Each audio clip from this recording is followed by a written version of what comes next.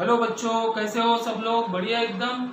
चलो, तो जैसे कि हमने पिछले वीडियो लेक्चर में हमारे फिजिक्स का सिलेबस स्टार्ट किया था, that is unit number 1, units and measurement. और आपको मैंने बताया था कि units and measurement is one of the basic unit for all the chapter. हम फिजिक्स का जितना भी सिलेबस आगे पढ़ेंगे, हर चैप्टर में बच्चों हमें ये जो फर्स्ट चैप्टर जो पढ़ रहे हैं उसके कॉन्सेप्ट हमें बार बार यूज होने वाले, इसलिए हमारे पूरे फिजिक्स के सिलेबस के point of view this is one of the most important chapter. ठीक है, तो जैसे कि हमने पिछले वीडियो लेक्चर में क्या बात किए थे कि सबसे पहले हमने स्टडी किए थे, सबसे पहले हमने डिस्कस किए थे कि फिजिक्स में हम जो फिजिकल क्वांटिटीज पढ़ने वाले हैं, तो फिजिकल क्वांटिटीज मतलब क्या होता है। तो क्या बोले थे, physical quantities are those quantities which can be measure, जिसको हम नाप सकते हैं, and which can be expressed in numbers and units. बराबर है। फिर हमने फिजिकल क्वांटिटीज को डिवाइड करने के पहले हमने सिस्टम ऑफ यूनिट पढ़े थे कि जैसे पुराने जमाने में जो सिस्टम थी, अलग अलग एरिया वाइज, अलग अलग देशों में अलग अलग सिस्टम थी। उस समय में कुछ ऐसी पॉपुलर सिस्टम थी जिनमें 3 बेसिक क्वांटिटीज ली गई थी, जैसे लेंथ, टाइम, टेम्परेचर, लेंथ हो गई, टाइम हो गया और मास। ऐसी 3 फिजिकल क्वांटिटीज को बेसिक क्वांटिटीज बोलकर उन्होंने अपनी अपनी सिस्टम बनाई थी। तो फिर उसके बेसिस पर हमने कुछ जो पुरानी यूनिट्स और मेजरमेंट की जो सिस्टम थी, दैट इज सीजीएस सिस्टम, उसके बाद एमकेएस सिस्टम और एफपीएस सिस्टम क्या होता है उसके बारे में डिस्कस किए थे। और जब बात आई इंटरनेशनल लेवल की, ये सिस्टम क्या थी, अपने अपने रीजन वाइज पॉपुलर थी, मगर जब इंटरनेशनल लेवल पर जब साइंटिफिक डेटा एक्सचेंज करना, इंपोर्ट एक्सपोर्ट करना, तो उस कंडीशन में हमारी ये जो पुरानी सिस्टम थी यूनिट की, वो क्या हो गई थी, वहां पर फेल हो रही थी, है ना। तो इसके बाद 1960 में एक पेरिस में ऐसी मीटिंग हुई। उस मीटिंग में क्या डिस्कस किया गया कि ये जो दिक्कतें आ रही है, ये जो प्रॉब्लम्स आ रही है इंटरनेशनल लेवल पर, उसको कम करना या उसको पूरी तरह से मिटाने के लिए कुछ ऐसी सिस्टम बनाई गई जो पूरे वर्ल्ड के लिए कांस्टेंट रहेंगी। That system is called as international system of unit, जिसको हम क्या बोलते हैं, एसआई सिस्टम। तो बच्चों, जैसे हमने पिछले क्लास में डिस्कस किया था कि एसआई सिस्टम जो नई सिस्टम बनी, उस सिस्टम में कितने क्वांटिटीज को जगह की थी, 7 क्वांटिटीज को, जो बेसिक क्वांटिटी थी, फंडामेंटल क्वांटिटीज करके जगह दी गई थी। कौन सी? Length, mass, time, temperature, electric current, luminous intensity and amount of substance. इसके साथ साथ और 2 सप्लीमेंट्री क्वांटिटीज रखी गई थी, that is solid angle and plane angle. बराबर है। तो ये सब चीजें हमने पिछले वीडियो लेक्चर में डिस्कस किया था। And at the end of video lecture मैंने आपको बताया था कि हम अगले लेक्चर में क्या पढ़ने वाले। हमने उस लेक्चर में बार बार fundamental quantity, fundamental units, derived quantity, derived unit, इसकी बात की थी। तो एक्चुअली होता क्या है, फंडामेंटल क्वांटिटी हम किसे कहेंगे, डिराइव्ड क्वांटिटी किसे बोलेंगे, फंडामेंटल यूनिट्स किसको बोलेंगे, डिराइव्ड यूनिट्स किसको बोलेंगे। तो आज की इस वीडियो लेक्चर में बच्चों हम यही बेसिक क्वांटिटी की स्टडी करेंगे, फंडामेंटल क्वांटिटी, डिराइव्ड क्वांटिटी। और साथ ही साथ हमें 10 तक के तो नहीं पता था कि हम जो यूनिट्स यूज करते हैं एसआई सिस्टम में, तो उन यूनिट से रिलेटेड कुछ फंडामेंटल रूल्स है जिनको हमें फॉलो करना पड़ता है।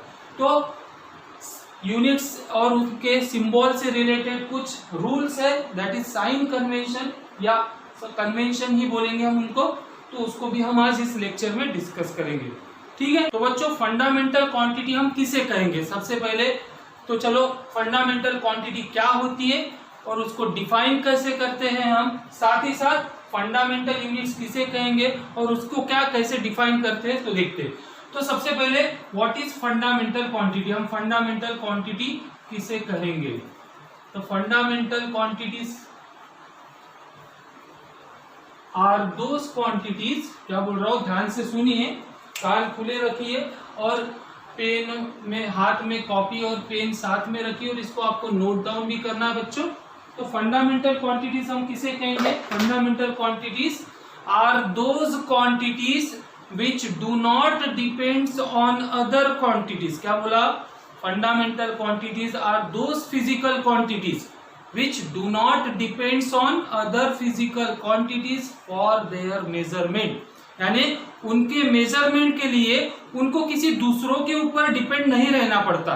कैसे डिपेंड नहीं रहना पड़ता वो भी डिस्कस करते. तो सबसे पहले हम इसकी डेफिनेशन लिख लेते हैं. Those physical quantities which do not depends on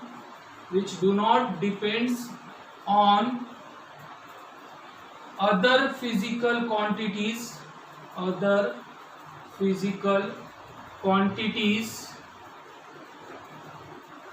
किसके लिए? For their measurement. उनके मेजरमेंट के लिए उनको किसी दूसरे क्वांटिटीज पे डिपेंड नहीं रहना पड़ता. तो ऐसे फिजिकल क्वांटिटीज को क्या बोलेंगे? Fundamental physical quantities. So are called fundamental physical quantities. ठीक है बच्चों, समझ में? ये डेफिनेशन अपने कॉपी में नोट डाउन करना है, प्रॉपरली नोट डाउन करना है. क्या लिखोगे? Those physical quantities which do not depends on other physical quantities. किसके लिए? For their measurement are called as fundamental physical quantities. अब इनके एग्जाम्पल डिस्कस कर लेते हैं. जैसे कि हमने प्रीवियस लेक्चर में, फर्स्ट वीडियो लेक्चर में हमने डिस्कस किया था यूनिट एंड मेजरमेंट के. सिस्टम ऑफ यूनिट में हमने सबसे लास्ट में क्या पढ़े थे? जो हमारी नई सिस्टम ऑफ यूनिट बनी, that is called as international system of unit. तो उस इंटरनेशनल सिस्टम ऑफ यूनिट में, यानी ऐसा सिस्टम में 7 क्वांटिटीज जैसे length, mass, time, temperature, electric current, luminous intensity and amount of substance, in 7 quantities को as a basic quantities करके जगह दी थी. और इसी के साथ 2 सप्लीमेंट्री क्वांटिटी भी थी. कौन सी? Plane angle and solid angle. तो इनमें से जो पहले 7 क्वांटिटीज है, इनको हम जनरली हमारे डेली लाइफ में maximum as a fundamental physical quantities करके यूज करते हैं. तो उनका एग्जांपल जैसे मैंने आपको बोला, फॉर एग्जांपल क्या क्या है हमारी?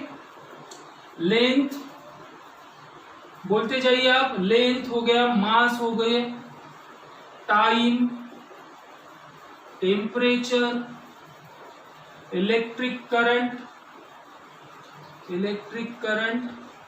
उसके बाद याद कीजिए कितने हो गए? 1 2 3 4 5.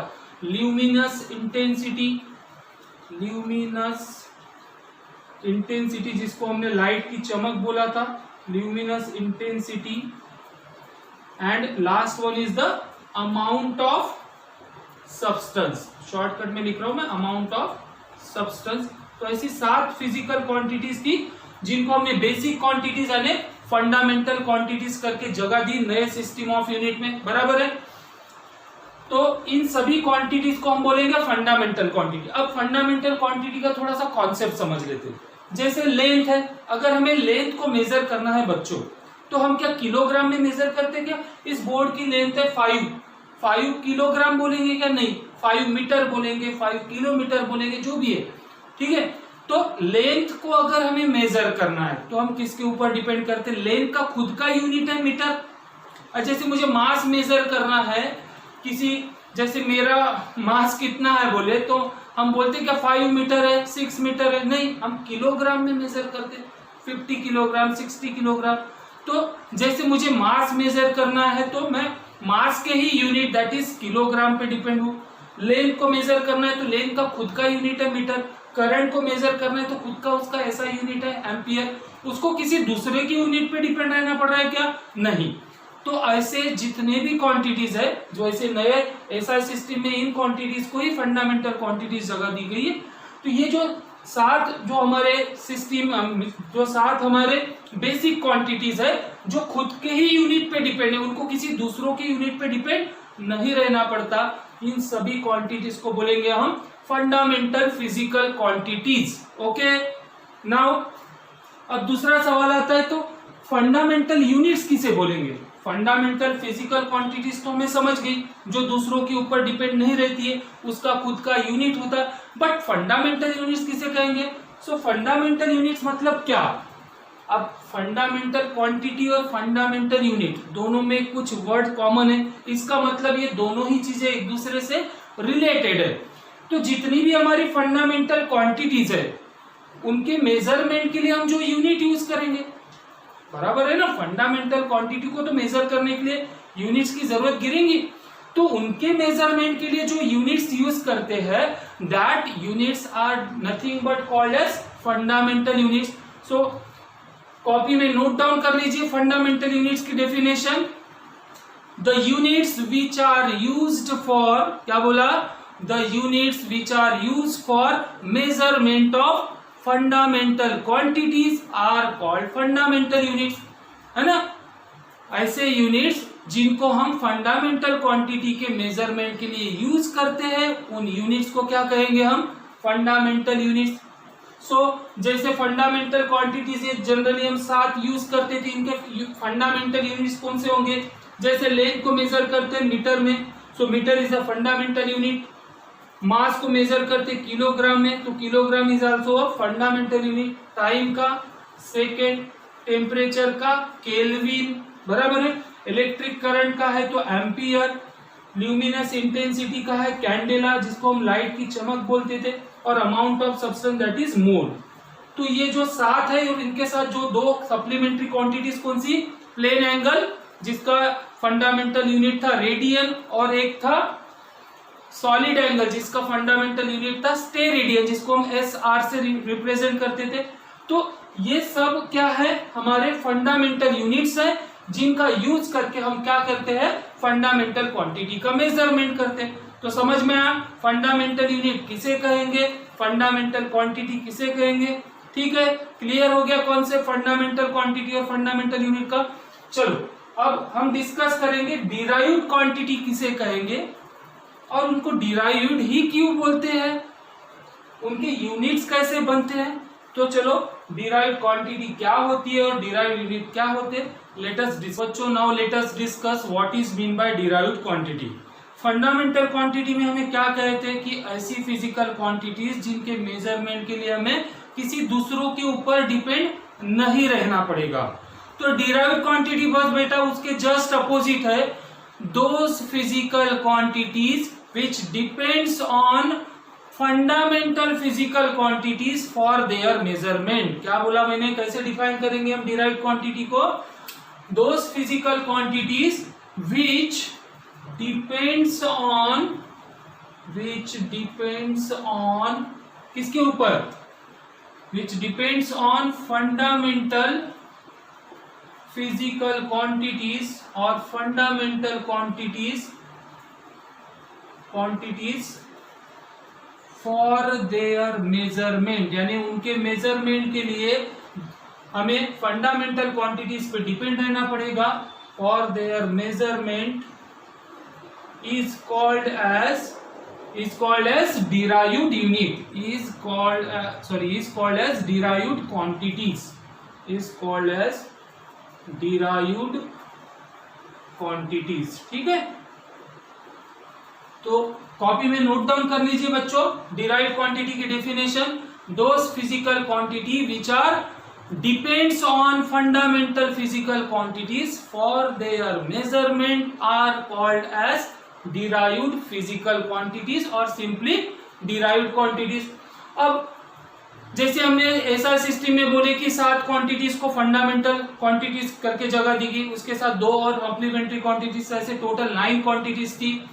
अब इन 9 क्वांटिटीज को छोड़कर हजारों ऐसी क्वांटिटीज है जो इन 7 या ये इन 9 क्वांटिटीज का मिलकर बनती है। इन 7 क्वांटिटी को छोड़कर जितनी भी फिजिकल क्वांटिटी है बच्चों, उन सब क्वांटिटीज को हम बोलने वाले हैं, क्या बोलने वाले हैं? Derived quantity. अब डिराइव्ड क्वांटिटी क्यों कह रहे हैं? जैसे कि यहाँ डेफिनेशन में तो आपने देख ही लिया कि इनको किसके ऊपर डिपेंड करना पड़ता है? फंडामेंटल क्वांटिटी के ऊपर। तो चलो इसके एग्जांपल देखते हैं। तो एग्जांपल अगर देखते हैं तो फॉर एग्जांपल अगर मुझे सपोज किसी व्हीकल की स्पीड मेजर करना है। तो स्पीड मतलब बच्चों क्या होता है? Speed is nothing but the distance upon time, है ना, डिस्टेंस अपॉन टाइम होता है। तो डिस्टेंस मतलब क्या है? डिस्टेंस एक लेंथ है जिसको हम मीटर में मेजर करते हैं, और टाइम क्या है? Time is also fundamental quantity जिसको हम सेकेंड्स में यूज करते हैं, सेकेंड में उसको काउंट करते हैं हम। तो देखिए स्पीड, जब हमें स्पीड, किसी भी चीज की स्पीड अगर मेजर करना है तो सबसे पहले हमें किसके ऊपर डिपेंड करना पड़ेगा? हमें कौन से क्वांटिटीज की रिक्वायरमेंट है? डिस्टेंस मतलब लेंथ पता होना चाहिए, टाइम पता होना चाहिए। तो ये डिस्टेंस एंड लेंथ और टाइम, ये कौन सी क्वांटिटीज है? These are the fundamental quantities, अभी हमने थोड़ी देर पहले डिस्कस किया। तो अगर मुझे स्पीड मेजर करना है बच्चों, तो लेंथ के ऊपर और टाइम के ऊपर, यानी फंडामेंटल क्वांटिटीज के ऊपर डिपेंड रहना पड़ रहा है। तो इसीलिए स्पीड को हम क्या कहेंगे? Speed is a derived quantity which is derived और which is calculate with the help of length and time, that are the fundamental quantities. जैसे मुझे एरिया मेजर करना है बच्चों, तो एरिया मेजर करना है तो आपको पता है हम दो लेंथ की मल्टीप्लीकेशन करते हैं, इसलिए एरिया का यूनिट क्या बन जाता है? Metre square. तो मुझे बताइए एरिया का खुद का यूनिट था क्या? नहीं था। उसका यूनिट बनाने के लिए हमें लेंथ के ऊपर डिपेंड रहना पड़ा। स्पीड का खुद का यूनिट नहीं था, उसका यूनिट किससे मिलकर बना है? लेंथ और टाइम, दो फंडामेंटल क्वांटिटीज का यूज करके हमें उसका यूनिट बनाना पड़ा, बराबर है। इसके जैसी जितनी भी क्वांटिटीज है, डेंसिटी हो गया, फोर्स हो गया, मोमेंटम हो गया, बहुत सारे, इन 7, 8, 9 क्वांटिटीज को छोड़कर जितनी भी हजारों क्वांटिटीज हम फिजिक्स में पढ़ने वाले हैं बच्चों, that are called as derived quantity, क्योंकि वो कहां से, किसका यूज करके बनती हैं? फंडामेंटल फिजिकल क्वांटिटीज का। अब जैसे आपको फोर्स मेजर करना है ना, देखो फोर्स मैंने क्या बोला था कि जितनी भी डिराइव्ड क्वांटिटी है सब फंडामेंटल क्वांटिटीज का ही यूज करके बनी है। तो इसका सबसे बढ़िया एग्जांपल देता हूं मैं, फोर्स। तो फोर्स मतलब आपने पढ़ चुके हैं बच्चों 9th क्लास में, it is nothing but the product of mass into acceleration. Newton second law of motion का यूज करके हमें ये इक्वेशन मिला था, force is equal to mass into acceleration. तो हमें सर्च करना है कि ये फोर्स सही में फंडामेंटल क्वांटिटीज का यूज करके बनाया के देखिए। अब फोर्स में हमें दिख रहा है मास और एक्सेलरेशन, तो मास तो हमें दिख गया, it is a fundamental quantity. But acceleration है क्या बच्चों हमारे लिस्ट में? ऐसा यूनिट में हमें 7 जो फंडामेंटल क्वांटिटी है उसमें एक्सेलरेशन है क्या? नहीं, एक्सेलरेशन उस लिस्ट में नहीं। इसका मतलब एक्सेलरेशन कौन सी क्वांटिटी है? कौन सी क्वांटिटी रहेगी? डिराइव्ड। तो डिराइव्ड क्वांटिटी है मतलब उसके अंदर फंडामेंटल क्वांटिटी छुपी हुई है। तो चलो इसका पोस्टमार्टम करते और ढूंढते हैं कि इसके अंदर कौन सी फिजिकल क्वांटिटी, फंडामेंटल क्वांटिटीज छुपी हुई है। तो मास हो गया एक फंडामेंटल क्वांटिटी। एक्सेलरेशन मतलब क्या होता है? ये भी आपने 9th में पढ़े हो मोशन में। एक्सेलरेशन मतलब change in velocity with respect to time, यानी rate of change of velocity. तो वेलोसिटी अपॉन टाइम मतलब क्या होता है? एक्सेलरेशन। तो एक्सेलरेशन की जगह मैं लिख दिया वेलोसिटी अपॉन टाइम, और एक छुपी हुई फंडामेंटल क्वांटिटी मिल गई टाइम, बराबर है।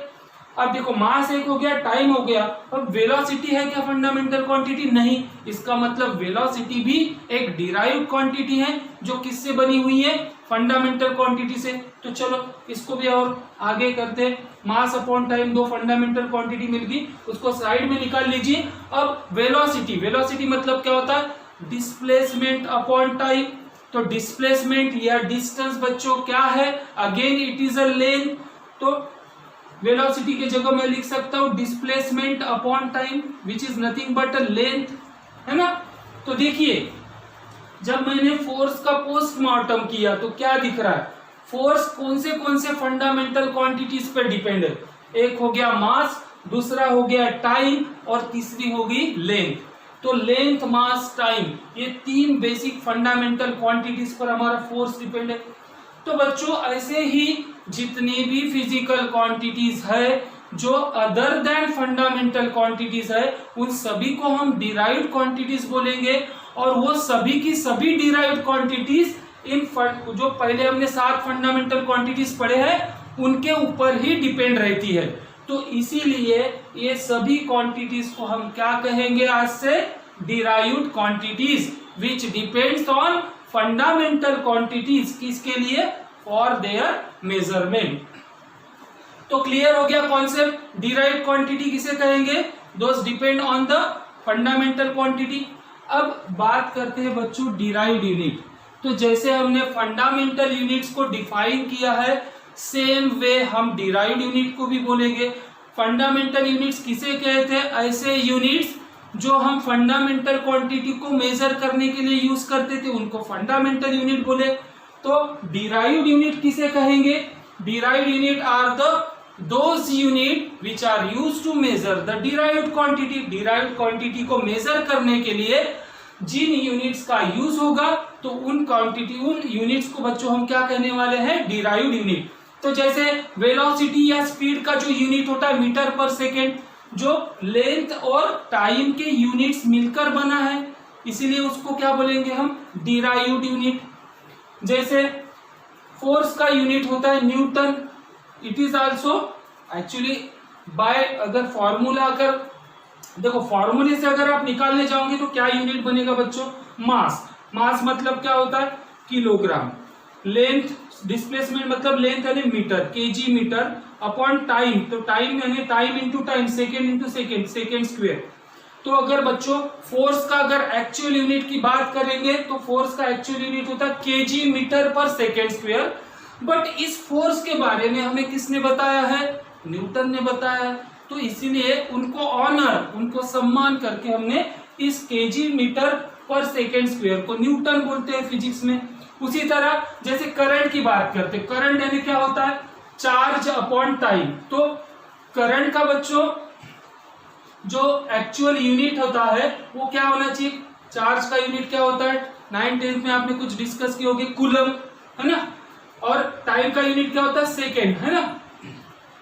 तो कूलम, अरे एक्चुअली करंट का यूनिट होता है कूलम पर सेकेंड, बट हम इसको क्या बोलते हैं हमारे फिजिक्स में? एम्पियर।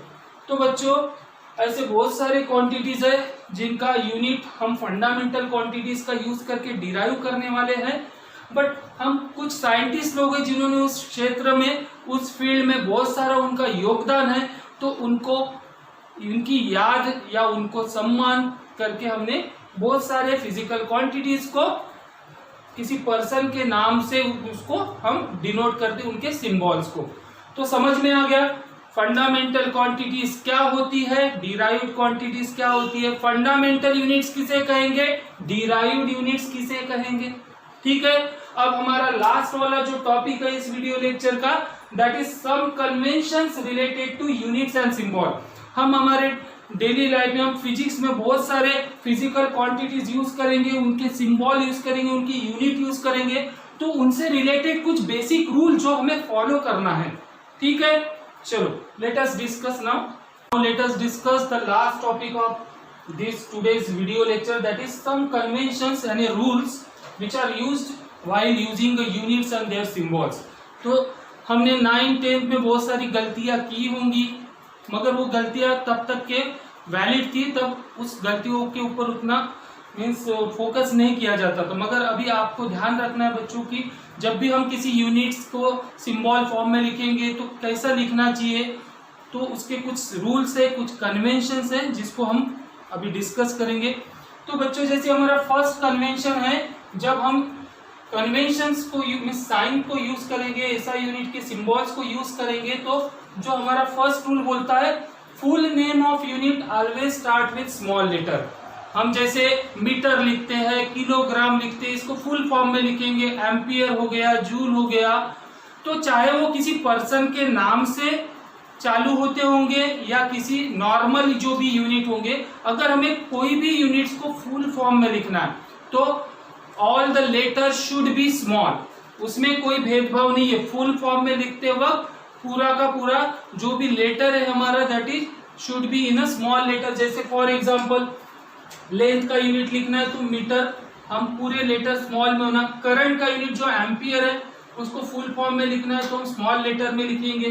केल्विन लिखना है तो it should be also in a small letter. तो कोई भी यूनिट रहे, किलोग्राम रहे, मीटर रहे, एम्पियर रहे, केल्विन रहे, कोई भी नाम से या किसी पर्सन के नाम से स्टार्ट होता होगा, या किसी पर्सन के नाम से स्टार्ट नहीं होता होगा तो भी all the letters should be in small, while जब हम उसे फुल फॉर्म में लिखेंगे तब। अब सेकेंड रूल क्या बोलता है, symbol for unit named after a person should be capital letter. अब जैसे मैंने क्या बोला कि फुल फॉर्म में लिखना है तो कोई भेदभाव नहीं करना है, सभी लेटर्स कैसे होना चाहिए, स्मॉल। मगर उन्हीं यूनिट्स को जब हम सिंबल के फॉर्म में लिखेंगे तो अगर सिंबल के फॉर्म में लिखना है और वो किसी पर्सन के नाम से शुरू होते हैं, जैसे न्यूटन हो गया, जूल हो गया, एम्पियर हो गया, कूलम हो गया, ये सब किसी पर्सन यानी साइंटिस्ट के नेम से शुरू होते हैं, तो ऐसे सिंबल को बच्चों जब ऐसे यूनिट्स को जब हम सिंबल फॉर्म में लिखेंगे तो इट मस्ट बी कैपिटल। जैसे एम्पियर लिखना है हमें तो हम कैपिटल ए लिखते हैं, न्यूटन को लिखना है तो कैपिटल एन, जूल लिखना है तो कैपिटल जे, तो ऐसे जितने भी यूनिट्स है हमारे, कूलम लिखना है तो कैपिटल सी, तो ऐसे जितने भी यूनिट्स है जो किसी पर्सन यानी साइंटिस्ट के नाम से शुरू होते होंगे तो उनको अगर हम सिंबल फॉर्म में लिखेंगे तो it must be a capital letter. Then third हमारा रूल क्या बोलता है, symbol for all other unit should be small letter, यानी इनको छोड़कर, इनके अलावा जो पर्सन के नाम से शुरू नहीं होते हैं ऐसे दूसरे जो यूनिट्स है बच्चों, अगर उसको सिंबल फॉर्म में लिखना तो it must be a small, that is metre हो गया, किलोग्राम हो गया, सेकेंड हो गया, कैंडेला हो गया, तो ऐसे जितने भी यूनिट्स है अगर वो किसी पर्सन के नाम से स्टार्ट नहीं होते तो उसको हमें किस में लिखना है, स्मॉल लेटर। जैसे मीटर को हम सिंबल फॉर्म में स्मॉल एम लिखते हैं, किलोग्राम को small K, small G that is KG लिखते हैं, है ना। सेकेंड को स्मॉल एस से, कैंडेला को स्मॉल सी स्मॉल डी से, तो ये किसी पर्सन के नाम से स्टार्ट नहीं होते तो इनको हम सिंबल फॉर्म में लिखते वक्त it should be a small letter. This is most important rule. और ये जो लास्ट वाले दो जो रूल है ये गलतियां आपने 9th 10th में बहुत बार किए, 100% आपको भी याद आएगा। तो देखो क्या बोल रहा है, फोर्थ रूल क्या बोलता है हमारा, symbol for unit not in plural form. Plural form मतलब अनेक वचन में, जैसे हम 1 न्यूटन है तो 1 न्यूटन का फोर्स है तो 1 न्यूटन लिखेंगे, तो 10 न्यूटन है तो 10 न्यूटन्स नहीं करना, 1 मीटर है तो भी मीटर, 10 मीटर है तो भी 10, इसको प्लूरल फॉर्म में नहीं करना। मतलब जैसे मैंने आपको बताया 1 न्यूटन, तो अगर 10 है तो उसको 10 न्यूटन्स नहीं करना है। 1 मीटर है तो 10 रहा तो उसको 10 मीटर्स नहीं करना है। It should not be in plural form, हो गया। और जो लास्ट रूल है बच्चों दैट इज फुल स्टॉप और any punctuation mark should not be written after the symbol. ये गलतियां हमने 101% की है। हमारा फाइनल आंसर आता है कैलकुलेशन करने के बाद F is equal to 10 newton और हम बिना सोचे समझे ऐसी फुल स्टॉप लिख देते थे। तो ये गलतियां पहले अलाउड थी, उसके ऊपर उतना फोकस नहीं किया जाता है, मगर ये स्टैंडर्ड रूल्स है जिसको हमें फॉलो करना चाहिए, ठीक है। तो जब भी हमें किसी सिंबल यूज करते हैं किसी भी यूनिट का, तो उसके बाद कभी भी फुल स्टॉप हो गया, कॉमा हो गया, कोई भी पंक्चुएशन मार्क हमें यूज नहीं करना है। कब? After the symbol. So these are the some basic rules while using units and their symbols. So बच्चों आज का वीडियो लेक्चर्स जो एकदम बेसिक कॉन्सेप्ट है, फंडामेंटल क्वांटिटी क्या होती है, डिराइव्ड क्वांटिटी क्या होती है, उसके यूनिट्स को हमने फंडामेंटल यूनिट्स, डिराइव्ड यूनिट क्यों बोला, और some basic convention while using symbol and while using units and their symbol. तो होपफुली एकदम सिंपल टॉपिक था आज का और आप सभी को बढ़िया से समझा होगा। जैसे मैंने आपको बोला था वीडियो के स्टार्टिंग में, कॉपी और पेन लेकर बैठना है और आपने नोट्स साथ ही साथ बनाते जाना है। सो आप सभी ने किए होंगे ऐसा मैं होप करता हूँ आपकी, और सभी को लेक्चर बढ़िया से समझाऊंगा। अगर आपके दिमाग में कोई भी डाउट्स आते हैं बच्चों तो प्लीज उसको शेयर करिए हमारे साथ, और कोई भी डाउट अपने दिमाग में बना के नहीं रखना, ठीक है। So thank you very much and have a nice day.